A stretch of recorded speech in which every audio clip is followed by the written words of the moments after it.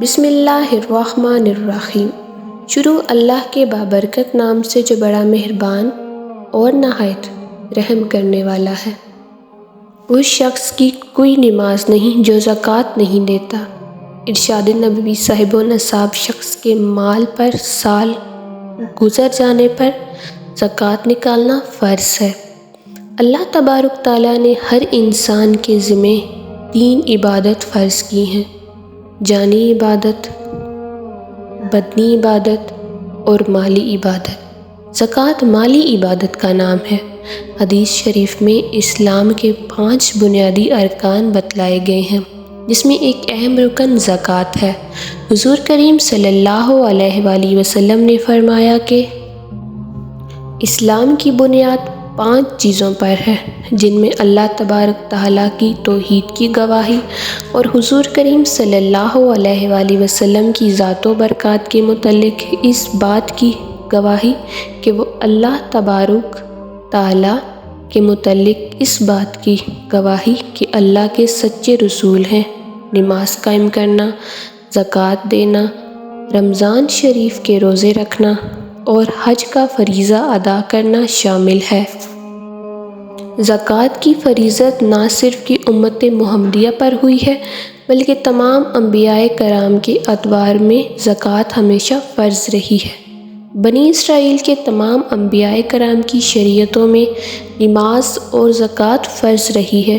حضرت عیسیٰ علیہ السلام نے جب اپنی والدہ کی گود میں کلام کیا تو فرمایا، میرے اللہ نے مجھے حکم دیا ہے کہ میں اس کی نماز پڑھوں اور زکوٰۃ ادا کروں جب تک میں زندہ ہوں۔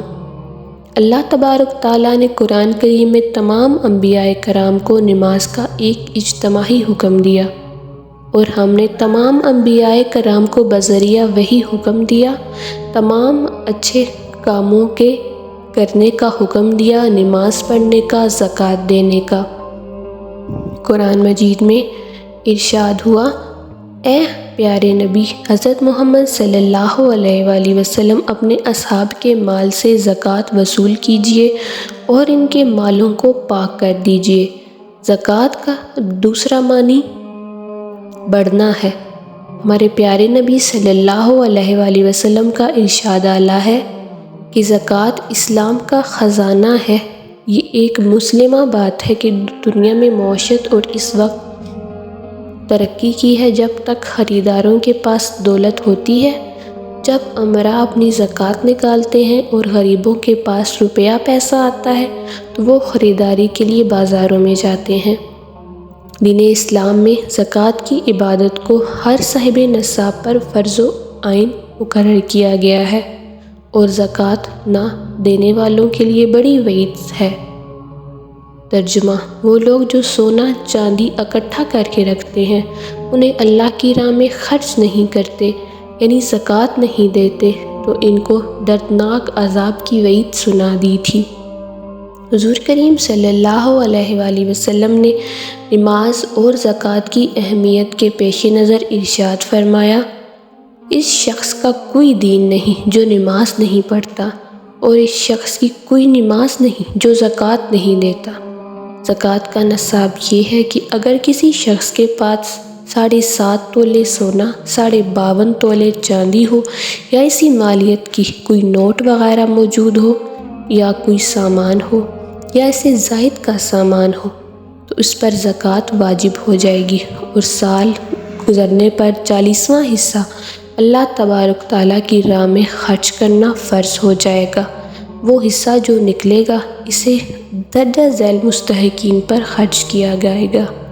یہ صدقات یعنی زکوٰۃ و صدقات واجب علیہ فقراء، مساکین، عالمین، غلاموں کو آزادی اور اللہ کی راہ میں نکلے ہوئے لوگوں اور ان مسافروں کے لیے ہے۔ ادائیگی زکوٰۃ کے بہت سے اثرار و مصالح ہیں، اور اس سے نفس پاک ہو جاتا ہے، اور زکوٰۃ دولت کی بیماریوں کا علاج ہے۔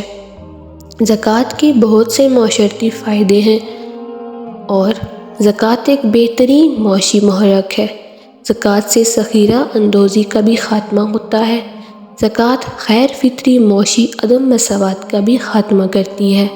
زکوٰۃ کی ادائیگی کا طریقہ کار: ہر صاحب نصاب شخص پر جب اس کے مال پر سال بیت جائے تو زکوٰۃ نکالنا فرض ہو جاتا ہے۔ اب اگر نیت زکوٰۃ کی اور ایک ہی دفعہ نکال کر تقسیم ہو گئی تب بھی زکوٰۃ فرض ہوگی۔ ایک شخص زکوٰۃ دے چکا تھا اور اسے کوئی بہت اہم جگہ ضرورت مالی نظر آ گئی، تو اب وہ اگلے سال کی جو زکوٰۃ نکالنے کی پیشکش کی یا وہ نیت رکھتا ہے تو وہ اس وقت بھی دے سکتا ہے۔ دینی مدارس کے طلبات کے لیے مدارس میں زکوٰۃ جمع کروائیں۔ اس مصارف پر خرچ کرنا بہت بڑے اجر کی بات ہے۔ اللہ تبارک تعالی ہمیں اس پر عمل کرنے کی توفیق عطا فرمائے، آمین۔